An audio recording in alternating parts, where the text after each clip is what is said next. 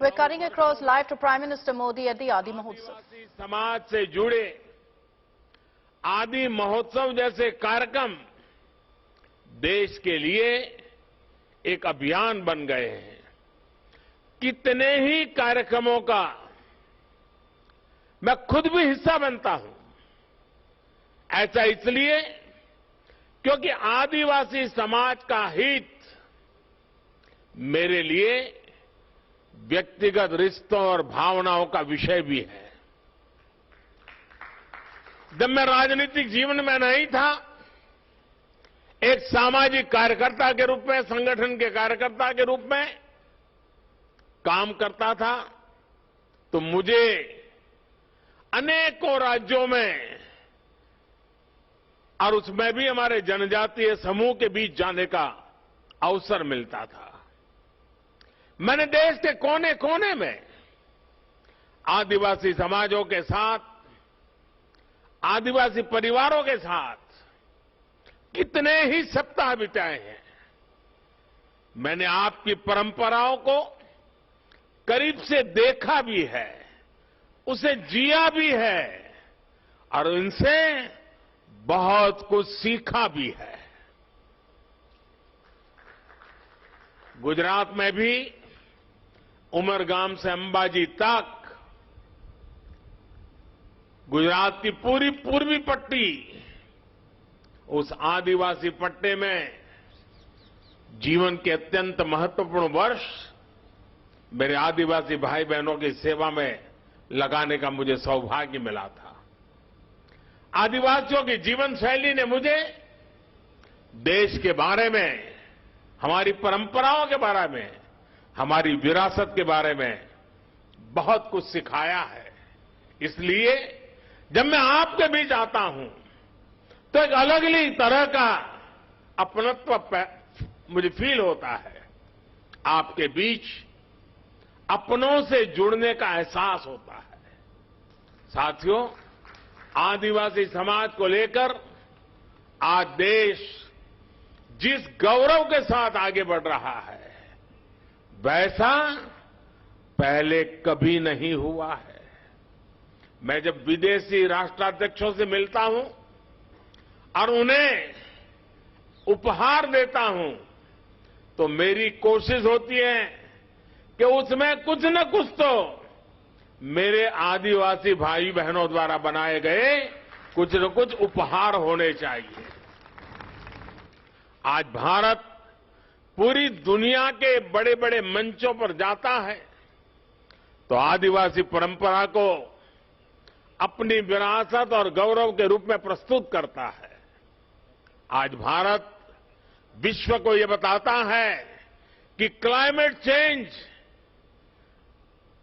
Global warming, ऐसे जो global challenges है ना, अगर उसका समाधान आपको चाहिए, आइए मेरे आदिवासी परंपराओं की जीवन शैली देख लीजिए, आपको रास्ता मिल जाएगा। आज जब सस्टेनेबल डेवलपमेंट की बात होती है तो हम गर्व से कह सकते हैं कि दुनिया को हमारे आदिवासी समाज से बहुत कुछ सीखने की जरूरत है। हम कैसे पेड़ों से, जंगलों से, नदियों से, पहाड़ों से हमारी पीढ़ियों का रिश्ता जोड़ सकते हैं। हम कैसे प्रकृति से संसाधन लेकर भी उसे संरक्षित करते हैं, उसका संवर्धन करते हैं। इसकी प्रेरणा हमारे आदिवासी भाई बहन हमें लगातार देते रहते हैं। और यही बात आज भारत पूरे विश्व को बता रहा है। साथियों, आज भारत के पारंपरिक और खासकर जनजातीय समाज द्वारा बनाए जाने वाले प्रोडक्ट्स की डिमांड लगातार बढ़ रही है। आज पूर्वोत्तर के प्रोडक्ट्स विदेशों तक में एक्सपोर्ट हो रहे हैं। आज बैम्बू से बने उत्पादों की लोकप्रियता में तेजी से वृद्धि हो रही है। आपको याद होगा, पहले की सरकार के समय बैम्बू को काटने और उसके इस्तेमाल पर कानूनी प्रतिबंध लगे हुए थे। हम बैम्बू को घास की कैटेगरी में ले आए और उस पर सारे जो प्रतिबंध लगे थे उसको हमने हटा दिया। इससे बैम्बू प्रोडक्ट्स अब एक बड़ी इंडस्ट्री का हिस्सा बन रहे हैं। ट्राइबल प्रोडक्ट्स ज्यादा से ज्यादा बाजार तक आए, इनकी पहचान बढ़े, इनकी डिमांड बढ़े।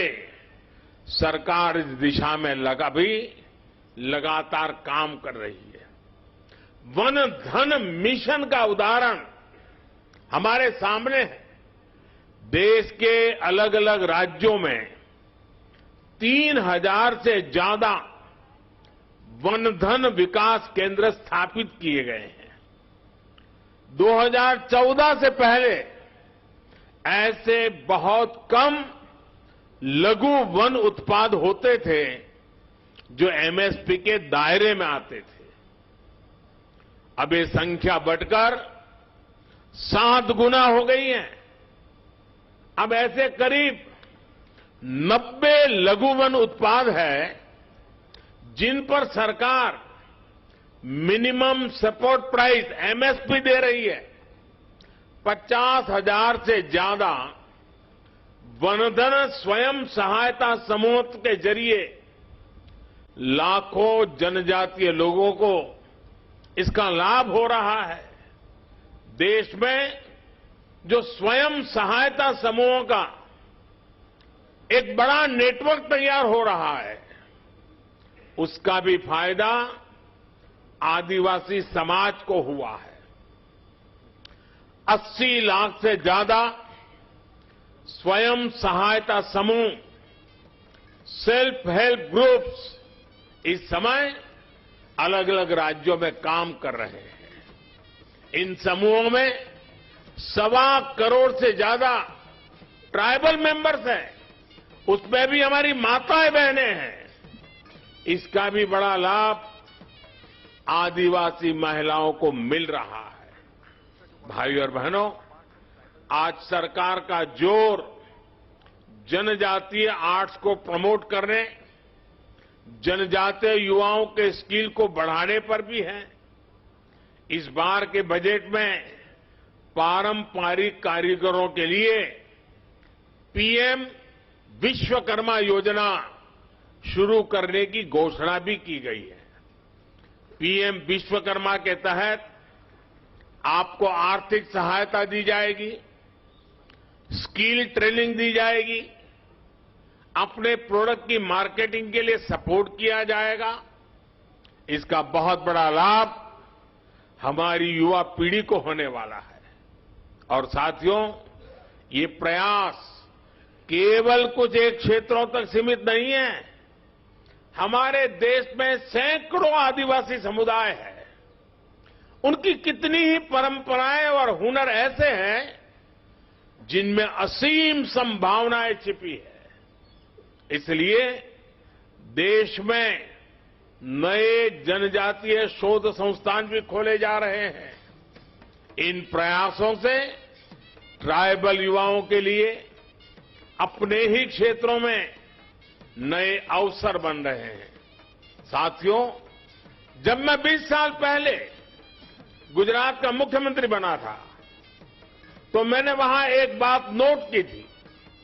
वहां आदिवासी बेल्ट में जो भी स्कूल थे, इतना बड़ा आदिवासी समुदाय था, लेकिन पिछली सरकारों को आदिवासी क्षेत्रों में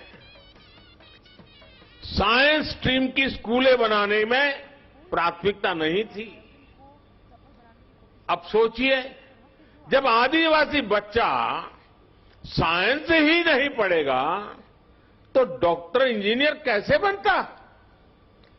इस चुनौती का समाधान हमने उस पूरे बेल्ट में आदिवासी क्षेत्र के स्कूलों में साइंस की पढ़ाई का इंतजाम करके किया। आदिवासी बच्चे देश के किसी भी कोने में हो, उनकी शिक्षा, उनका भविष्य ये मेरी प्राथमिकता है। आज देश में एकलव्य मॉडल आदिवासी विद्यालयों की संख्या में 5 गुना की वृद्धि हुई है। 2004 से 2014 के बीच 10 वर्षों में केवल 90 एकलव्य आदिवासी स्कूल खुले थे, लेकिन 2014 से 2022 तक इन 8 वर्षों में 500 से ज्यादा एकलव्य स्कूल स्वीकृत हुए हैं। वर्तमान में इनमें 400 से ज्यादा स्कूलों में पढ़ाई शुरू भी हो चुकी है। 1 लाख से ज्यादा जनजातीय छात्र छात्राएं इन नए स्कूलों में पढ़ाई भी करने लगे हैं। इस साल के बजट में ऐसे स्कूलों में करीब 40,000 से भी ज्यादा शिक्षकों और कर्मचारियों को भर्ती की भी घोषणा की गई है। अनुसूचित जनजाति के युवाओं को मिलने वाली स्कॉलरशिप में भी 2 गुने से ज्यादा की बढ़ोतरी की गई है। इसका लाभ 30 लाख विद्यार्थियों को मिल रहा है। साथियों, आदिवासी युवाओं को भाषा की बाधा के कारण बहुत दिक्कत का सामना करना पड़ता था, लेकिन नई राष्ट्रीय शिक्षा नीति में मातृभाषा में पढ़ाई के विकल्प को भी खोल दिए गए हैं। अब हमारे आदिवासी बच्चे, आदिवासी युवा अपनी भाषा में पढ़ सकेंगे, आगे बढ़ सकेंगे। साथियों, देश जब आखिरी पायदान पर खड़े व्यक्ति को अपनी प्राथमिकता देता है तो प्रगति के रास्ते अपने आप खुल जाते हैं। हमारी सरकार वंचितों को वरीयता, यही मंत्र को लेकर देश विकास के लिए नए आयाम छू रहा है। सरकार जिन आकांक्षी जिला, आकांक्षी ब्लॉक को विकसित करने का अभियान चला रही है, उसमें ज्यादातर आदिवासी बाहुल्य इलाके हैं। इस साल के बजट में अनुसूचित जनजातियों के लिए दिया जाने वाला बजट भी 2014 की तुलना में 5 गुना बढ़ा दिया गया है। आदिवासी क्षेत्रों में बेहतर आधुनिक इंफ्रास्ट्रक्चर बनाया जा रहा है। आधुनिक कनेक्टिविटी बढ़ने से पर्यटन और आय के अवसर भी बढ़ रहे हैं। देश के हजारों गांव जो कभी वामपंथी उग्रवाद से प्रभावित थे, उन्हें अब 4G कनेक्टिविटी से जोड़ा जा रहा है।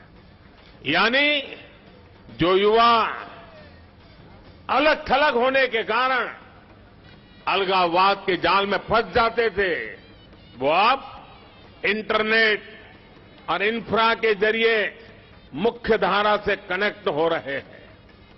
ये सबका साथ, सबका विकास, सबका विश्वास और सबका प्रयास, इसकी वो मुख्य धारा है जो दूर सुदूर देश के हर नागरिक तक पहुंच रही है। ये आदि और आधुनिकता के संगम की वो आहट है जिस पर नए भारत की बुलंद इमारत खड़ी होगी। साथियों, बीते 8-9 वर्षों में आदिवासी समाज की यात्रा इस बदलाव की साक्षी रही है कि देश कैसे समानता और समरसता को प्राथमिकता दे रहा है। आजादी के बाद 75 वर्षों में पहली बार देश का नेतृत्व एक आदिवासी के हाथ में है। पहली बार एक आदिवासी महिला राष्ट्रपति जी के रूप में सर्वोच्च पद पर भारत का गौरव बढ़ा रही है। पहली बार आज देश में आदिवासी इतिहास को इतनी पहचान मिल रही है। हम सब जानते हैं कि देश की आजादी की लड़ाई में हमारे जनजातीय समाज के उनका कितना बड़ा योगदान रहा है, कितनी बड़ी भूमिका निभाई थी। लेकिन देश दशकों तक इतिहास के उन स्वर्णिम अध्यायों पर, वीर वीरांगनाओं के उन बलिदानों पर पर्दा डालने के प्रयास होते हैं। अब अमृत महोत्सव में देश ने अतीत के उन भूले बिसरे अध्यायों को देश के सामने लाने का बीड़ा उठाया है।